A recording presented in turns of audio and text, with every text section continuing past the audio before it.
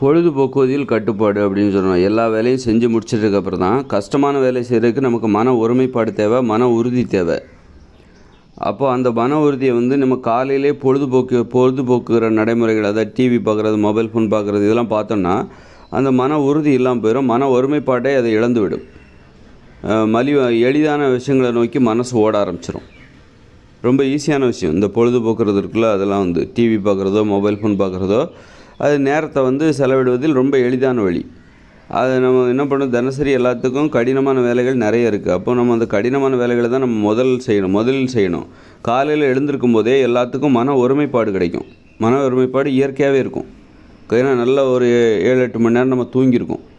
அப்படி இருக்கும்போது நல்ல ஓய்வு எடுத்து மனசு ஒரு புத்துணர்வாக இருக்கும். மனசில் எந்த பிரச்சனைகளையும் நம்ம கவனம் செலுத்தி இருக்க மாட்டோம். ஏன்னா நம்ம தூக்கத்தில் தான் கவனம் செலுத்தி இப்போ புதிதாக ஆரம்பிக்கிறோம்.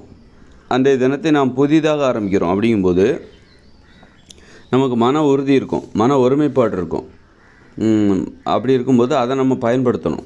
இயற்கையாகவே இருக்கும், எல்லாத்துக்குமே இயற்கையாகவே இருக்கும். அதை போயிட்டு நம்ம என்ன பண்ணணும்னா, அந்த மன உறுதியையும் மன ஒருமைப்பாடையும் பயன்படுத்தி தினசரி நாம் செய்ய வேண்டிய கடினமான வேலைகளை நம்ம செய்யணும். கடினமான வேலைகளை செய்து முடித்ததுக்கப்புறம் தான் பொழுதுபோக்குகிற வேலைகளை செய்யணும். நம்ம தினசரி கடமைகள் எல்லாத்தையும் செஞ்சு முடிக்கிறது கண்டிப்பாக சாயந்தரம் ஆகிடும், 6 மணி ஆகிடும். இந்த தொழில் செய்யணும், தொழில் அதிலே 8 மணி நேரம் ஓடி போயிடும். இப்படி நிறைய கடமைகள் நமக்கு இருக்கும். தினசரி நாம் கஷ்டப்பட்டு செய்கிற கடமைகள், கஷ்டப்பட்டு செய்ய வேண்டிய கடமைகள். அதற்கு மன உறுதி தேவை, மன ஒருமைப்பாடு தேவை.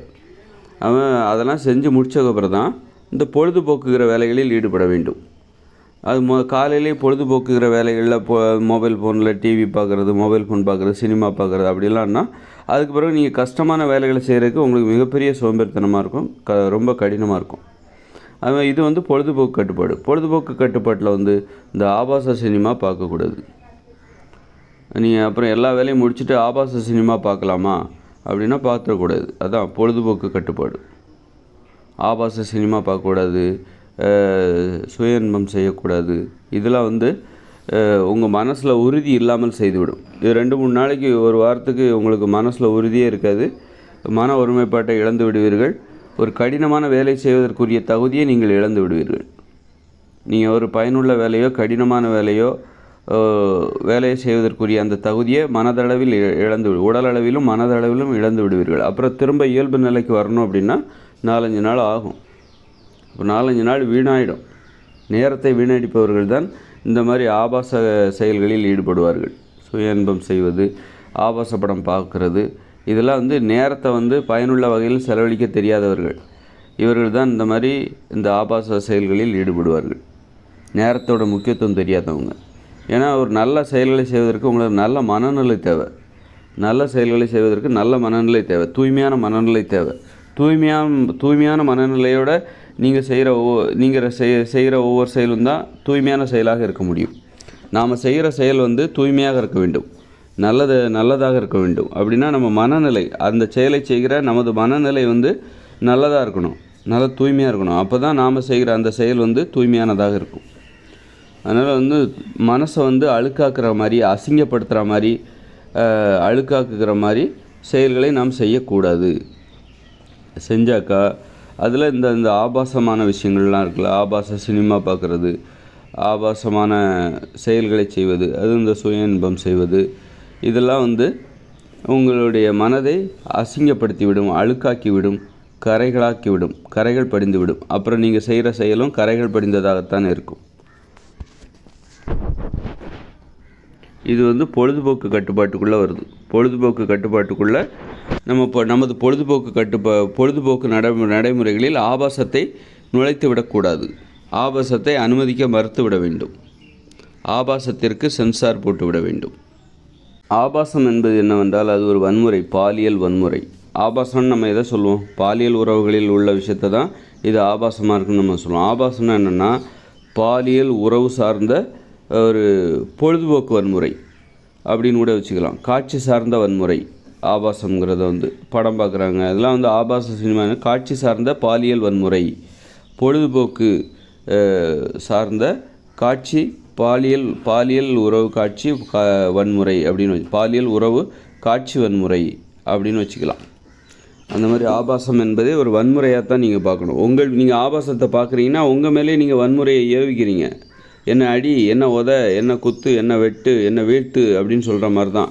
ஆபாசத்தை பார்க்குறீங்கன்னா உங்கள் மேலே அது ஒரு தற்கொலை மனப்பான்மை. ஒரு 4-5 நாளைக்கு நீங்கள் செத்து போயிடுவீங்க. அதை பார்த்தீங்கன்னா 4-5 நாளைக்கு நீங்கள் செத்து போயிடுவீங்க. மீண்டும் உயிர் பெறணும், இயல்பு வாழ்க்கையில் ஈடுபட வேண்டுமென்றால் அதற்குரிய மனநிலை உங்களுக்கு கண்டிப்பாக ஒரு 4 நாளைக்கு அப்புறம் தான் ஏற்படும். இப்போ இன்றைக்கி நீங்கள் ஆபாச படம் பார்க்குறீங்க அல்லது இன்றைக்கி நீங்கள் சுயன்பம் செய்கிறீங்க அப்படின்னா ஒரு 4-5 நாளைக்கு செத்து போன மாதிரி தான். 4-5 நாளைக்கு நீங்கள் செத்து போயிட்டு அப்புறம் தான் மெல்ல உயிர் வந்து திரும்பவும் வரும். இயல்பு நிலைக்கு உங்கள் மனநிலை திரும்பும். இந்த ஆபாசம் என்பது உங்கள் மனதை சாக்கடையாக மாற்றிவிடும். அப்போ நல்ல செயல்களை செய்யவே முடியாது, நல்ல வார்த்தையை பேச முடியாது, நல்ல சிந்தனை வர வச்சு எதை பார்த்தாலும் தப்பாகவே தோணும், எதை பார்த்தாலும் தவறான புரிதலை ஏற்படுத்தும். இங்கே பார்க்குற எல்லாமே வந்து தவறானது. அப்போது நம்ம வந்து புரிதல்ங்கிறது எதை அடிப்படையாக கொண்டதுன்னா நம்ம கடைபிடிக்கிற கட்டுப்பாடுகள் தான் நமது புரிதலை தீர்மானிக்கிறது. நம்ம நல்ல கட்டுப்பாடுகளோடு இருந்தோம்னு வச்சுக்கோங்க, நல்ல பழக்கங்களை கடைபிடித்தால் நம்ம புரிதலும் சிறப்பாக இருக்கும். நம்ம தீய பழக்கங்களை கடைபிடித்தால் தப்பாக தான் நம்ம புரிஞ்சுப்போம். நமது புரிதல் திறனும் தவறாகவே இருக்கும். ஆக நம்ம வந்து நமது புரிதல் சரியாக இருக்க வேண்டும் அப்படின்னா நம்ம கட்டுப்பாடுகளை கடைபிடிக்க வேண்டும்.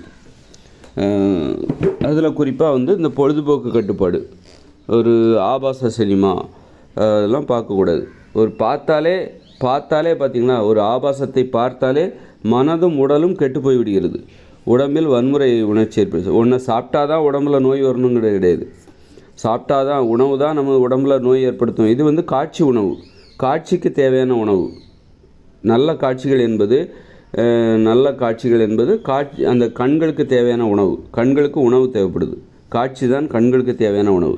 நீங்கள் வந்து கண்களுக்கு தேவையான உணவாக ஆபாசம் என்கிற அந்த அருவருப்பான காட்சிகளை உங்களுக்கு உணவாக கொடுத்தீங்கன்னு வச்சுக்கோங்க, கண்ணுக்கு அது உடம்பை கெடுத்துரும், மூளையை கெடுத்துரும். அது மூளையை கெடுத்து நோய் வர வச்சிரும்.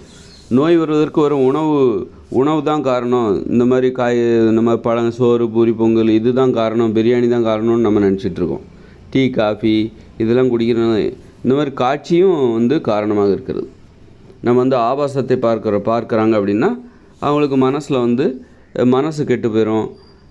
அதனால் பார்க்குறதெல்லாம் தப்பாக புரிஞ்சுப்பாங்க. வன்முறை உணர்ச்சி ஏற்படும். கோபம், வெறுப்பு, கொலை வெறி, வன்முறை வெறி எல்லாமே ஏற்படும். அதனால் அமைதி இழந்து விடுவார்கள். அமைதி இழந்து போகிறதுனால என்னாகும் அப்படின்னா உடல்நிலை பாதிக்கும், மனநிலை பாதிக்கும். அதுவே நோய்களுக்கு காரணமாக ஆகிவிடும். அதனால் வந்து பொழுதுபோக்கு கட்டுப்பாடு என்பது ரொம்ப ஸ்ட்ரிக்டாக கடைபிடிக்கணும். அப்போ தான் நம்ம வந்து உடம்பை ஆரோக்கியமாக வச்சுக்க முடியும். இல்லைனா அது உடலில் நோயை வரவழைத்து விடுவதற்கு விபரீதமான ஒரு இதுவாக மாறிவிடும்.